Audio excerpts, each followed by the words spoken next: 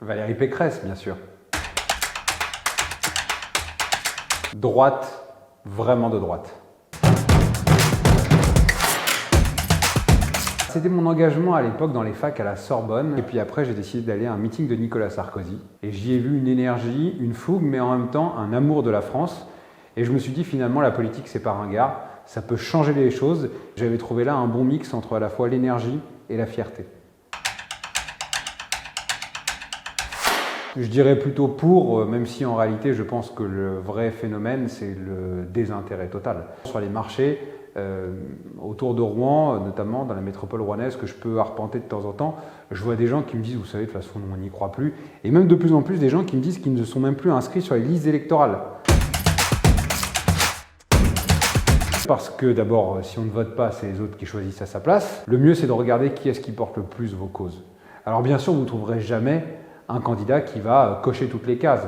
Parce qu'un candidat, ce n'est pas une bouteille de shampoing, ce n'est pas que du marketing, c'est aussi la sincérité de quelqu'un. Mais au moins, le fait de voter, c'est exprimer un choix.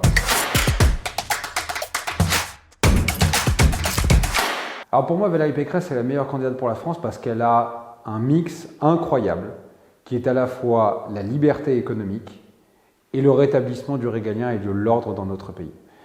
La problématique, on le voit bien, c'est qu'on est le pays le plus taxé au monde, c'est pas moi qui le dis, c'est l'OCDE. Et donc si on a envie que nos jeunes restent en France, les entrepreneurs, les créateurs, les innovateurs, il faut qu'on libère tout le monde de ce carcan administratif et fiscal. Et ce que j'aime bien chez Valérie Pécresse, c'est que c'est pas quelqu'un qui va faire des promesses en l'air, c'est quelqu'un qui a donné des preuves de sa capacité à réformer. Je suis orateur de Valérie Pécresse et l'objectif c'est de débusquer d'abord les fausses informations qui la concernent. Donc ça c'est la défense. Et puis après il y a l'attaque, lorsqu'il y a des propos qui sortent de ce qui est acceptable. Et notre rôle c'est d'être en veille sur ces sujets-là. Éteindre les fausses polémiques ou les fausses informations.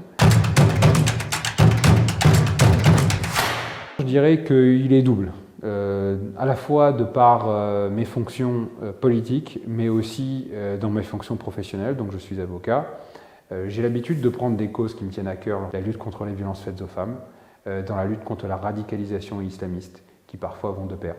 Et puis d'un autre côté, des combats plus politiques, là pour le coup, pour libérer les énergies de tous ceux qui créent, qui entreprennent, qui innovent dans ce pays. Je pense qu'aujourd'hui, il y a de fortes chances qu'Emmanuel Macron soit au second tour, et je le vois bien face à Valérie Pécresse. On n'est pas des énervés, mais on est déterminés. J'espère être au Parlement, parce que je pense que pour quelqu'un qui fait du droit, un juriste comme moi, qui a envie de défendre son territoire, qui a envie de défendre ses problématiques, de circonscriptions qui sont à la fois sur l'urbain et sur le rural, qui représentent en quelque sorte une mini-France. Et puis, je pense qu'en juin, j'essaierai de continuer mon métier. Je sais que c'est parfois très compliqué, très chronophage, mais les politiques souffrent trop parfois de déconnexion.